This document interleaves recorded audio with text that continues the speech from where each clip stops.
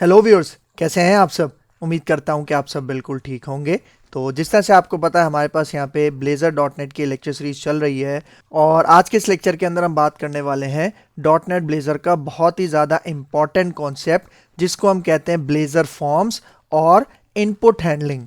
और भाई इसी कॉन्सेप्ट के अंदर हम एक और इम्पॉर्टेंट कॉन्सेप्ट सीखेंगे जिसका नाम है मॉडल बाइंडिंग। भाई बहुत ही ज़्यादा इंपॉर्टेंट कॉन्सेप्ट होने वाला है। अगर आप डॉट नेट ब्लेज़र के डेवलपर बनना चाह रहे हो तो उसके लिए आज का लेक्चर आपके पास बहुत ज़्यादा इंपॉर्टेंट होने वाला है। इसके बगैर आप कभी भी एक अच्छे डॉट नेट के जो ब्लेज़र डेवलपर है वो नहीं बन सकते। तो आपने मेक श्योर करना है कि इस वीडियो को एंड तक वॉच करना है ताकि आपको इसका कंप्लीट कॉन्सेप्ट समझ में आ सके। तो वीडियो को स्टार्ट करने से पहले एक छोटी सी रिक्वेस्ट कि अगर आप मेरे चैनल पे फर्स्ट टाइम आए हो और अभी तक आपने मेरा चैनल सब्सक्राइब नहीं किया तो चैनल भी सब्सक्राइब कर लो। इसके साथ साथ बेल का आइकन भी प्रेस कर लो क्योंकि और भी बहुत सारी वीडियोस इस लेक्चर सीरीज के अंदर आने वाली हैं। तो मैं हूं आपके सर मोहम्मद आदिल और अब हम अपना लेक्चर स्टार्ट करते हैं।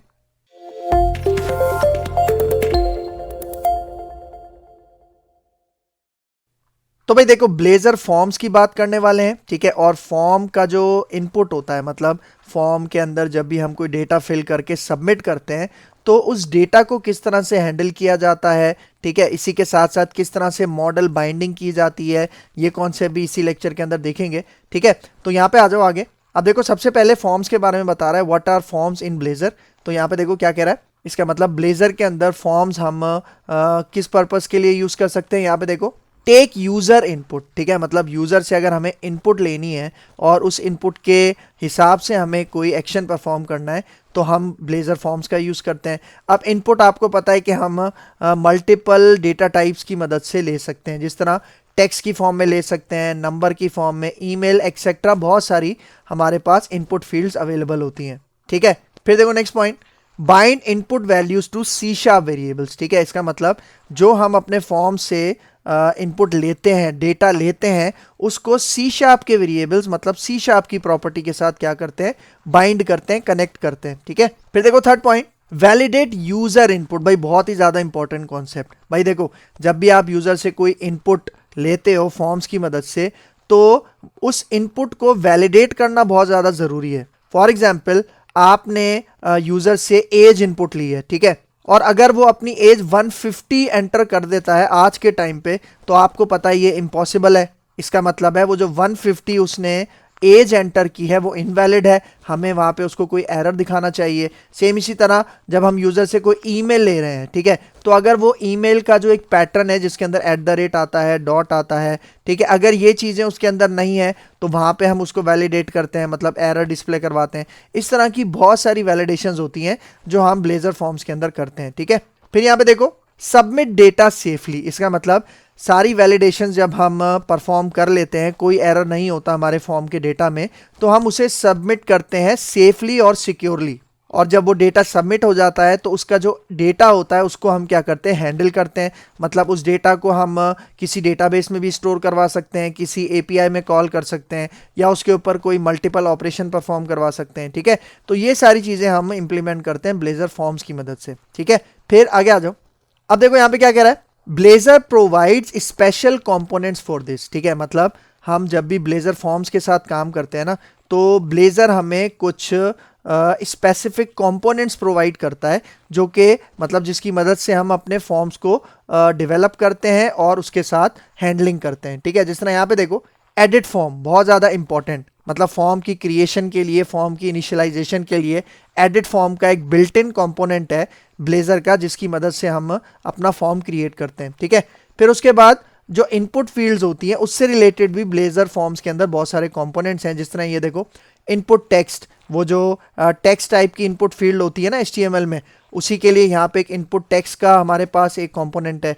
फिर इसी तरह नंबर के लिए इनपुट नंबर है, मल्टीपल जो ऑप्शंस हम सेलेक्ट करते हैं, ठीक है, उसके लिए इनपुट सेलेक्ट है, एक्सेट्रा। मतलब बहुत सारे हमारे पास ब्लेज़र फॉर्म्स हमें कंपोनेंट्स प्रोवाइड करता है जिसकी मदद से हम फॉर्म हैंडलिंग करते हैं या इनपुट हैंडलिंग करते हैं, ठीक है। और उसके बाद यहाँ पे देखो, वैलिडेशन कंपोनेंट्स।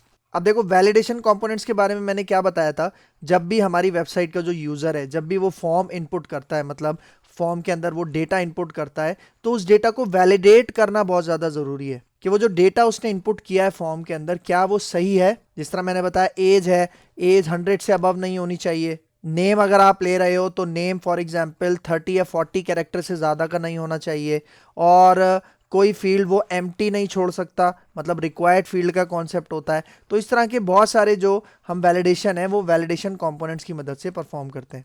ठीक है, फिर आगे आ जाओ। अब यहाँ पे देखो simple input handling without form. ठीक है, यहाँ पे देखो क्या कह रहा है कि हम ये जो इनपुट हैंडलिंग है ना, मतलब एक इनपुट टेक्स्ट बॉक्स बनाएं, ठीक है, उससे हम डेटा लें और उस डेटा के ऊपर कोई भी एक्शन परफॉर्म करके उसको डिस्प्ले करवा दें। ये हम विदाउट फॉर्म कंपोनेंट्स के भी यूज कर सकते हैं। जिस तरह यहाँ पे देखो क्या कह रहा है, this is the basic way to handle input using two way data binding. भाई देखो प्रीवियस लेक्चर्स के अंदर हमने एक लेक्चर कवर किया था डेटा बाइंडिंग, जिसके अंदर हमने वन वे डेटा बाइंडिंग देखा था, टू वे डेटा बाइंडिंग देखा था। तो टू वे डेटा बाइंडिंग के अंदर भी हम क्या कर रहे थे, इनपुट हैंडलिंग कर रहे थे। ठीक है, मतलब एक टेक्स्ट बॉक्स बना रहे थे, यूजर उसमें कोई भी डेटा इनपुट कर रहा था और उस डेटा को गेट करके हम डिस्प्ले करवा रहे थे, और ये काम हम ब्लेजर फॉर्म्स के बगैर कर रहे थे। ठीक है, तो अगर किसी ने हमारी वो वाली वीडियो नहीं देखी तो आप वो वाली वीडियो लाजमी देख लेना, क्योंकि उसके अंदर हमने कहीं भी ब्लेजर फॉर्म का कॉन्सेप्ट यूज नहीं किया था। मतलब ब्लेजर के अंदर फॉर्म के जो कंपोनेंट्स हैं वो हमने यूज नहीं किए थे। ठीक है, तो एक तो ये तरीका है, लेकिन रिकमेंडेड तरीका कौन सा है? रिकमेंडेड तरीका ये है कि आप फॉर्म के, मतलब ब्लेजर फॉर्म के जो कंपोनेंट्स हैं उसको यूज करके अपना फॉर्म हैंडलिंग करो, इनपुट हैंडलिंग करो। और उसके अंदर मैंने आपको बताया था कि एक मेन कंपोनेंट है जिसका क्या नाम है, एडिट फॉर्म। ठीक है, तो यहां पे देखो क्या कह रहा है, edit form is the standard way to handle forms in Blazor. मतलब ब्लेजर के अंदर अगर आपको फॉर्म्स के साथ काम करना है तो उसका रिकमेंडेड और स्टैंडर्ड वे क्या है कि आपने ब्लेजर फॉर्म्स के कंपोनेंट्स को यूज करना है। ठीक है, और उसका जो मेन कंपोनेंट है उसका क्या नाम है, एडिट फॉर्म। मतलब फॉर्म जो आप क्रिएट करते हो ना, जिस तरह अगर आपने HTML में फॉर्म बनाया है तो फॉर्म का एक पेयर टैग होता था, मतलब फॉर्म के पेयर टैग को ओपन करते थे, क्लोज करते थे और उसके अंदर सारा काम करते थे। तो वही सेम चीज हमें ये एडिट फॉर्म प्रोवाइड करता है। ठीक है, और देखो एडिट फॉर्म के अंदर और क्या क्या चीजें हमें मिलती हैं, मतलब एडिट फॉर्म किन किन चीजों के साथ काम करता है। यहाँ पे देखो मॉडल बाइंडिंग। मॉडल बाइंडिंग अभी जब मैं आपको प्रैक्टिकल करके दिखाऊंगा इस ब्लेजर फॉर्म का, तो आपको मॉडल बाइंडिंग का कॉन्सेप्ट भी क्लियर हो जाएगा। उसके बाद वैलिडेशन, वैलिडेशन के बारे में मैंने अभी बताया, वो भी हमें एडिट फॉर्म की मदद से फीचर मिल जाता है। और फिर इवेंट्स, जाहिर बात है फॉर्म के साथ काम कर रहे हैं तो हमें बहुत सारे इवेंट्स भी मिलते हैं यहाँ पे। ठीक है, जिस तरह यहाँ पे देखो ऑन सबमिट, फिर on valid submit, on invalid submit. मतलब डेटा हम सबमिट करते हैं तो ऑन सबमिट यूज करते हैं। फिर ऑन वैलिड सबमिट, मतलब अगर डेटा उसने सही एंटर किया है तो उस केस में ऑन वैलिड सबमिट का इवेंट यूज होता है। फिर एक और इवेंट यूज होता है ऑन इनवैलिड सबमिट, मतलब अगर उसके अंदर कुछ एरर्स हैं, फॉर्म के अंदर कुछ एरर्स हैं, तो ऑन इनवैलिड सबमिट का हम इवेंट यूज करते हैं। ठीक है, तो अलग अलग सिनेरियोस के अंदर हम अलग अलग इवेंट्स का यूज करते हैं, और ये जो जितने भी इवेंट्स हैं ये भी हमारे एडिट फॉर्म का जो मेन कंपोनेंट है ब्लेजर फॉर्म का, उसके साथ यूज में आते हैं। ठीक है, तो अब आते हैं अपने ब्लेजर फॉर्म्स का हम प्रैक्टिकल स्टार्ट करते हैं विजुअल स्टूडियो में, और ये जो एडिट फॉर्म का जो मेन कंपोनेंट है इसको यूज करके मैं आपको दिखाता हूं। लेकिन सबसे पहले ये जो एडिट फॉर्म है इसका मैं आपको एक स्ट्रक्चर, मतलब जो बेसिक सिंटैक्स है वो मैं यहाँ पे आपको दिखाना चाह रहा हूँ। ठीक है, यहाँ पे देखो ये एडिट फॉर्म का टैग है। ठीक है, मतलब कंपोनेंट जो है इसको हम टैग की तरह यूज करते हैं। ये इसका ओपनिंग टैग है, जिसके अंदर यहाँ पे देखो हमने एक एट्रीब्यूट यूज किया है मॉडल, क्योंकि मैंने आपको क्या बताया कि हम इसी के अंदर मॉडल बाइंडिंग का कॉन्सेप्ट भी सीखेंगे। तो यहाँ पे देखो हमारे पास मॉडल एक एट्रीब्यूट हमने ओपन किया एडिट फॉर्म के साथ, और इसके अंदर यहाँ पे देखो मैंने एक यूजर ऑब्जेक्ट पास किया हुआ है। अब भाई देखो ये जो यूजर ऑब्जेक्ट है ये हमारे पास C# की क्लास का ऑब्जेक्ट है, और उसी C# क्लास को मैं क्या कह रहा हूं, मॉडल कह रहा हूं। इसका मतलब ये जो भी हम फॉर्म यहाँ पे बना रहे हैं, जब हम इसको सबमिट करेंगे तो इस फॉर्म का जितना भी डेटा है वो इस क्लास का ये जो ऑब्जेक्ट है उसकी प्रॉपर्टीज के अंदर जाके स्टोर होंगे। इस चीज को हम कहते हैं मॉडल बाइंडिंग। ठीक है, एक दफा फिर रिपीट कर रहा हूं, गौर से समझना मॉडल बाइंडिंग क्या होती है, कि जब हम अपने फॉर्म के डेटा को किसी क्लास की प्रॉपर्टीज के अंदर स्टोर करते हैं, इस चीज को हम कहते हैं मॉडल बाइंडिंग। तभी यहां पे देखो मैंने मॉडल के अंदर अपनी एक क्लास का ऑब्जेक्ट पास किया हुआ है, क्योंकि जब मैं अपना ये फॉर्म सबमिट करूंगा तो इस फॉर्म के अंदर जितनी भी इनपुट फील्ड्स होंगी ना, उनका डेटा इस ऑब्जेक्ट के अंदर स्टोर हो जाएगा, और इस ऑब्जेक्ट के अंदर क्या है, उसी क्लास की प्रॉपर्टीज हैं। यह भी प्रैक्टिकल करके दिखाऊंगा तो सारी चीजें समझ में आ जाएंगी।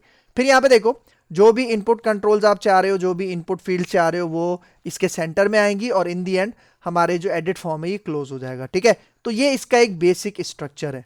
तो यहाँ पे देखो ये जो मॉडल के बारे में बताया, देखो इसके बारे में क्या कह रहा है। मॉडल क्या है, एक ऑब्जेक्ट है, और ऑब्जेक्ट किसका होता है, एक क्लास का होता है, आपको पता है। और वो जो क्लास होती है ना, ठीक है, जिसका ऑब्जेक्ट हम यहाँ पे पास कर रहे हैं, उसी क्लास को मैं मॉडल क्लास कह रहा हूं।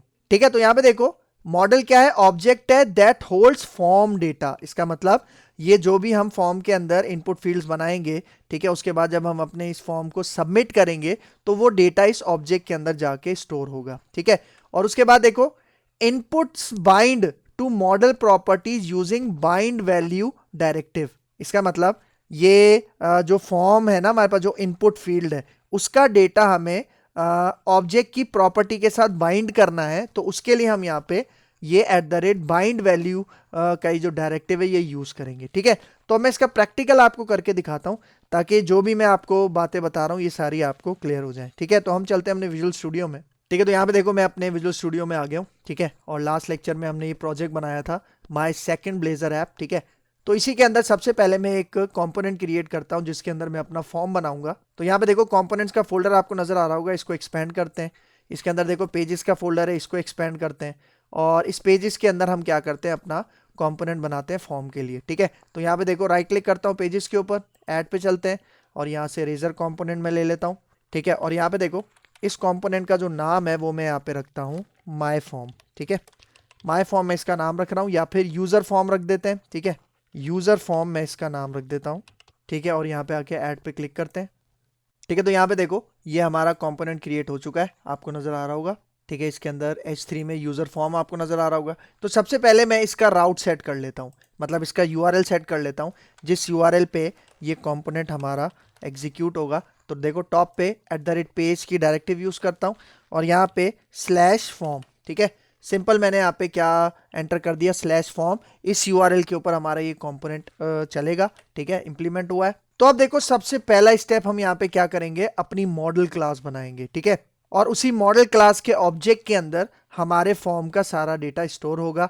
तो सबसे पहले देखो जब ये हम मॉडल बनाते हैं ना, तो मॉडल के लिए हम सबसे पहले क्या करेंगे, एक मॉडल्स का फोल्डर ऐड करेंगे। ठीक है, तो देखो राइट क्लिक करते हैं अपने इस प्रोजेक्ट के ऊपर, यहाँ पे जाके ऐड पे क्लिक करते हैं, और फिर देखो न्यू फोल्डर आपको नजर आ रहा होगा, न्यू फोल्डर के ऊपर मैं क्लिक करता हूँ, और इस फोल्डर का नाम मैं यहाँ पे रख देता हूँ मॉडल्स। ठीक है, मॉडल्स के नाम से यहाँ पे देखो मैंने एक फोल्डर बना लिया।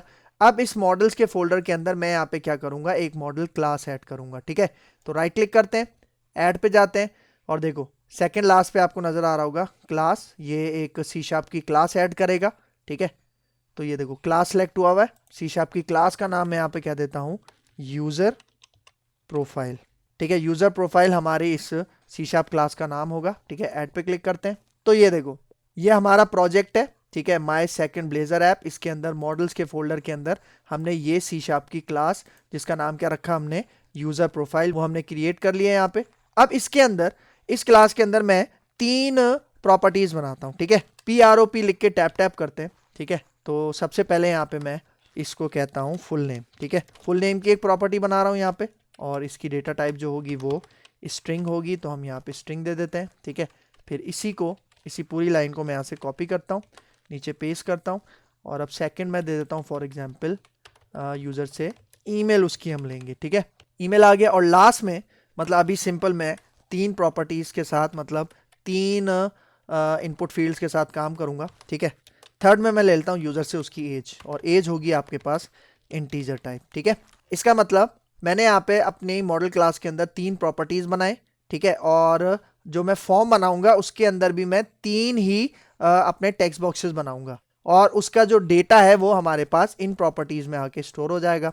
लेकिन अभी देखो फुल नेम और ईमेल जो कि हमारे पास स्ट्रिंग डेटा टाइप की प्रॉपर्टीज हैं, उनके नीचे ग्रीन लाइन आ रही है। ठीक है, इसका मतलब है यहाँ पे ग्रीन लाइन इसलिए आ रही है, उसकी वजह यह है कि हमने अभी तक इसको नलेबल नहीं बनाया, क्योंकि वार्निंग इसलिए दे रहा है कि भाई इसके अंदर नल वैल्यूज भी जा सकती हैं।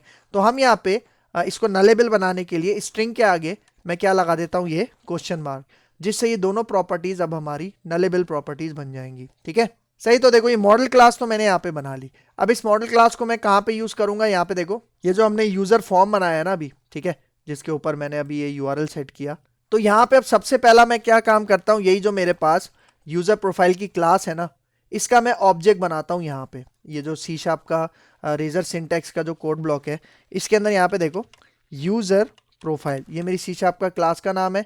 लेकिन देखो अभी इसको गेट नहीं कर पा रहा, क्योंकि ये जिस फोल्डर के अंदर रखा हुआ है, इस फोल्डर का जो हमारे पास पाथ है उसको मुझे यहाँ पे कॉल करना है। ठीक है, तो उसके लिए यहाँ पे देखो आपने कुछ भी नहीं करना, ये जो यूजर प्रोफाइल है इसके नीचे यहाँ पे मतलब इसके ऊपर माउस लेके जाना है, और यहाँ पे देखो आपको ये एक ड्रॉप डाउन नजर आ रहा होगा, आपने इसके ऊपर क्लिक करना है।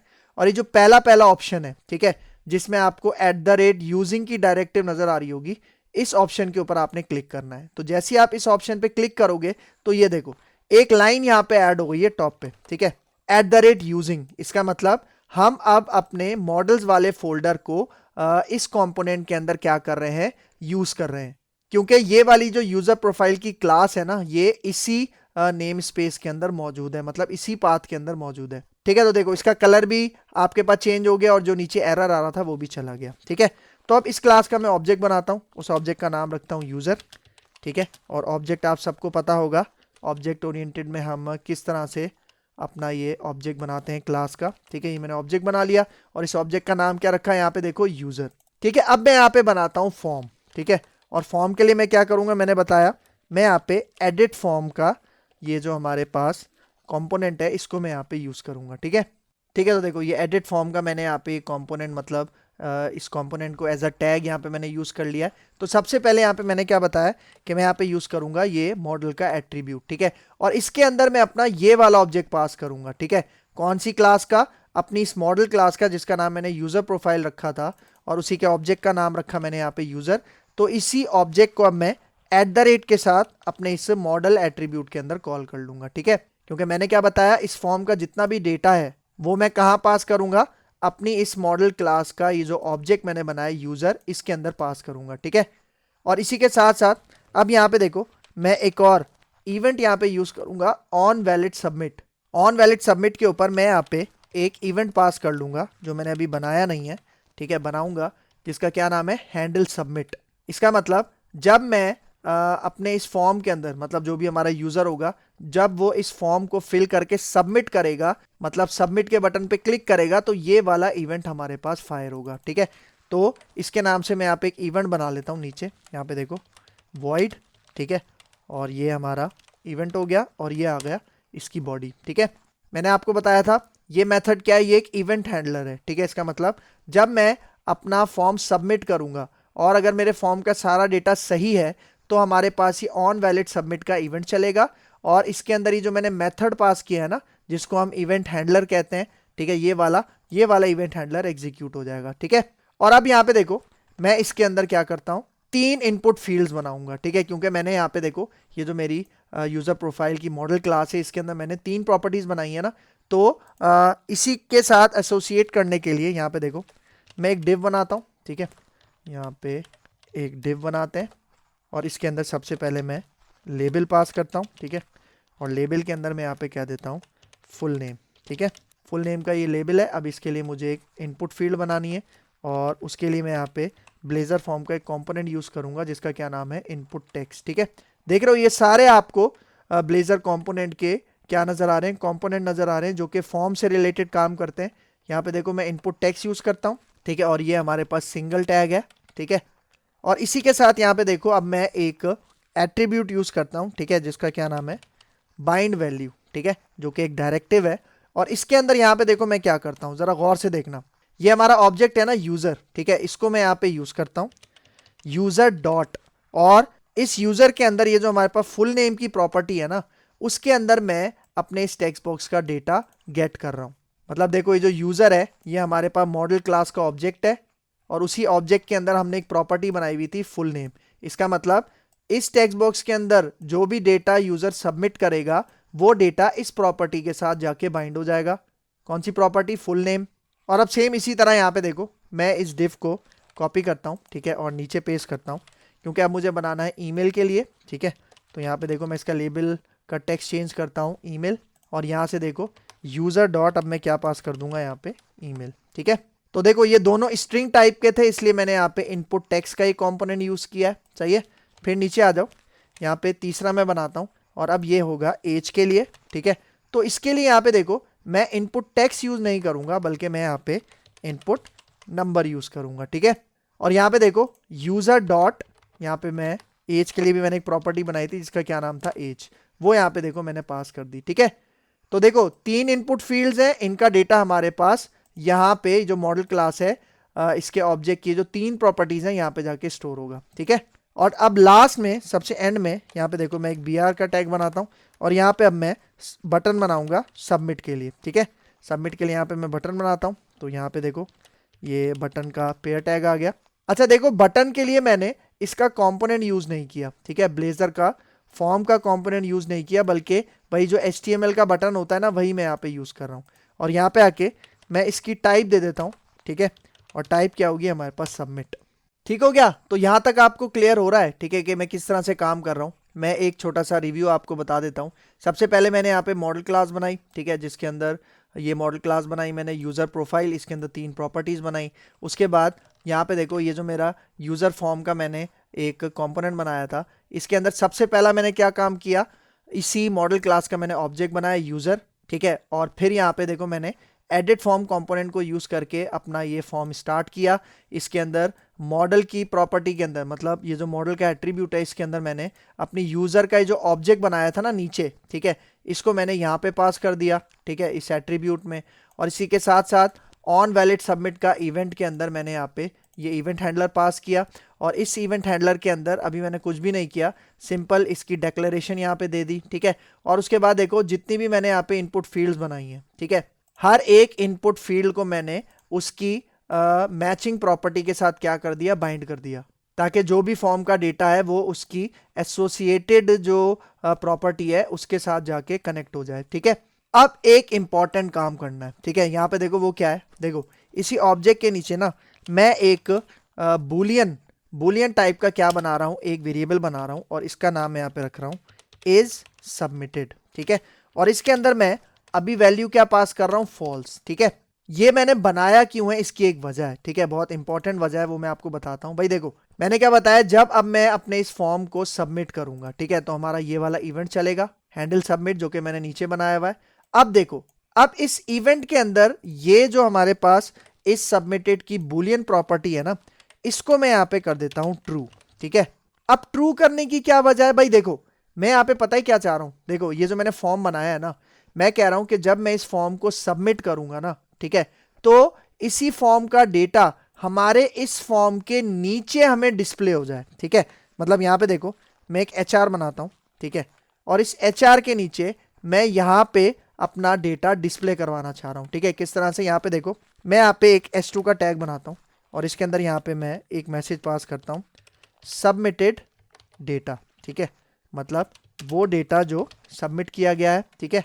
ये मैंने हेडिंग पास कर दी। और अब देखो मैं इसके अंदर एक पैराग्राफ बनाता हूँ और पैराग्राफ के अंदर देखो यहाँ पे मैं एक बोल्ड का टैग यूज़ करता हूँ B का, और इसके अंदर यहाँ पे मैं कहता हूँ फुल नेम, ठीक है, सही है। और इसके आगे जहाँ पे B का टैग क्लोज हो रहा है, इसके आगे मैं यहाँ पे ये जो मेरा ऑब्जेक्ट था मॉडल क्लास का जिसका क्या नाम था यूज़र, इसके अंदर यहाँ पे देखो जो मैंने फुल नेम की प्रॉपर्टी के अंदर जो मैंने डेटा स्टोर करवाया है ना फुल नेम के टेक्स्ट बॉक्स से, वो मैं यहाँ पे डिस्प्ले करवा रहा हूँ, ठीक है। फिर इसी तरह इसको मैं कॉपी करूंगा, नीचे पेस्ट करता हूँ, 3 दफ़ा पेस्ट करता हूँ क्योंकि 3 प्रॉपर्टीज़ हैं, ठीक है। फुल नेम के बाद हमारे पास क्या है, ईमेल, ठीक है। और उसके बाद यूज़र डॉट ईमेल के अंदर हमने ईमेल के टेक्स्ट बॉक्स से डेटा गेट किया है ना, तो वो मैं यहाँ पे पास कर दूंगा, ठीक है। और फिर last but not the least as, ठीक है। और एज का वो जो इनपुट फील्ड थी उसका डेटा मैंने कहाँ गेट किया है, इस एज की प्रॉपर्टी में, ठीक है। लेकिन अब देखो अब ये वाला जो कोड है ना, ये पता है कब एग्जीक्यूट होगा, यहाँ पे देखो मैं यहाँ पे एक इफ कंडीशन लगाता हूँ, ठीक है। रेजर सिंटेक्स के अंदर हम इफ कंडीशन किस तरह से यूज करते हैं, लूप्स किस तरह से यूज करते हैं, ये मैंने आपको बताया था जब हमने रेजर कंपोनेंट वाला लेक्चर कवर किया था, ठीक है। तो इसके अंदर यहाँ पे देखो मैं एक कंडीशन पास कर रहा हूँ, और वो कंडीशन क्या है, यहाँ पे देखो ये जो मैंने इस सबमिटेड वाला बुलियन वेरिएबल बनाया था ना, मैं कह रहा हूँ अगर ये बराबर है ट्रू के, तब जाके आप ये वाला कोड सारा डिस्प्ले करवाओ। इसका मतलब अगर ये इस सबमिटेड वाला फॉल्स होगा ना, तो ये वाला कोड हमें नजर नहीं आएगा। इसका मतलब अगर इस सबमिटेड हमारे पास फॉल्स होगा तो ये कोड डिस्प्ले नहीं होगा, लेकिन जब ये इस सबमिटेड ट्रू के बराबर हो जाएगा और ये कंडीशन ट्रू हो जाएगी, तब जाके ये वाला कोड हमें डिस्प्ले होगा हमारे वेब पेज के ऊपर। ठीक है, तो देखो सिनेरियो क्या बन रहा है, गौर से समझना। सिनेरियो क्या बन रहा है यहां पे, इसको समझो भाई। देखो, जब भी यूजर हमारे पास इस फॉर्म के अंदर डेटा एंटर करके डेटा सबमिट करेगा, ठीक है, तो क्या होगा, तो हमारे पास ये वाला इवेंट एग्जीक्यूट होगा। और मैंने क्या बताया, ये जो भी डेटा है, ठीक है, इस फॉर्म के अंदर, ठीक है, ये कहां पे जाके स्टोर होगा, इस यूजर के ऑब्जेक्ट के अंदर। इसका मतलब यूजर के ऑब्जेक्ट के अंदर जो प्रॉपर्टीज बनाई थी वहां पे जाके इन तीनों टेक्स्ट बॉक्स का डेटा स्टोर होगा। और जब मैं अपना फॉर्म सबमिट करूंगा तो ये वाला इवेंट एग्जीक्यूट होगा। और देखो इस इवेंट के अंदर क्या काम हो रहा है, यहां पे देखो, इस इवेंट के अंदर वो जो इस सबमिटेड था, जिसको मैंने फर्स्ट टाइम फॉल्स रखा था, वो यहां पे आके ट्रू हो जाएगा।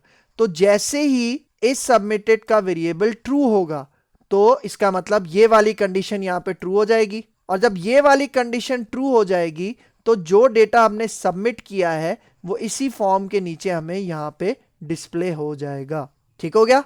तो ये सारा सिनेरियो मैंने क्रिएट किया है ताकि आपको फॉर्म हैंडलिंग अच्छे से समझा पाऊं। ठीक है, लेकिन भाई देखो एक इंपॉर्टेंट चीज अभी भी यहां पे मिसिंग है। मैंने आपको बताया कि जब भी हम इवेंट्स का यूज करते हैं, ठीक है, तो उसके लिए हमें यहां पे टॉप पे एक डायरेक्टिव यूज करनी पड़ती है। ठीक है, और वो क्या है मैं आपको दिखा देता हूं, रेंडर मोड। ठीक है, रेंडर मोड, और इसके अंदर हमने यहाँ पे यूज करना है इंटरैक्टिव सर्वर। ठीक है, क्योंकि मैंने आपको बताया था कि अगर आप ये वाली लाइन ऐड नहीं करोगे तो आपके जो इवेंट्स है ना वो आपके पास वर्किंग में नहीं आएंगे, मतलब वो काम नहीं करेंगे। क्योंकि मैंने क्या बताया, बाय डिफॉल्ट हमारे पास जो रेजर कंपोनेंट होता है वो स्टैटिकली रेंडर होता है, लेकिन हमें यहाँ पे इसको इंटरैक्टिव बनाना है, इसलिए हमने यहाँ पे ये वाली लाइन लिखी है और ये लाजमी है इवेंट्स को परफॉर्म करवाने के लिए। ठीक हो गया। तो अब मैं अपनी एप्लीकेशन को रन करता हूँ और ये वाला यूआरएल एंटर करता हूँ और ये जितना भी मैंने कोड लिखा है इसकी फंक्शनैलिटी को चेक करते हैं। ठीक है, यहाँ पे आके रन करते हैं। तो यहाँ पे देखो हमारी एप्लीकेशन रन हो चुकी है। अब अपने फॉर्म पे जाने के लिए मुझे यहाँ पे यूआरएल में क्या लिखना है, सिंपल फॉर्म लिखना है, /फॉर्म एंटर करते हैं।